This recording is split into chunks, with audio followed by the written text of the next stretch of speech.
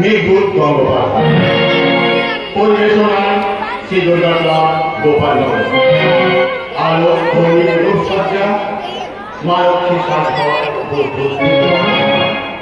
আবহ সঙ্গীত মাস্টার তরুণ দত্ত, পীর দাস ও সম্প্রদায়, সুর ও নাটক কণ্ঠে গৌতম সিং। আপনাদের সকল সহযোগী ও আশীর্বাদ হয়ে এই মাত্র পারা